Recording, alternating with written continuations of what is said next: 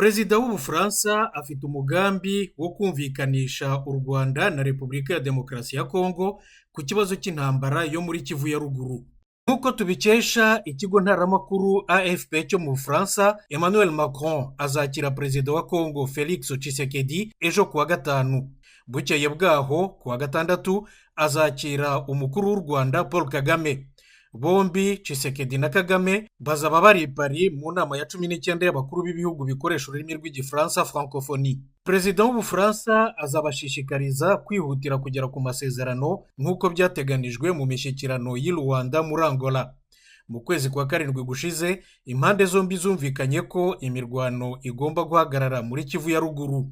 Ariko aya masezerano kimwe n'ayandi yose nk'atandatu yayabanjirije ntiyubahirijwe, yananiranye kubera ko ntawe uva ku izima.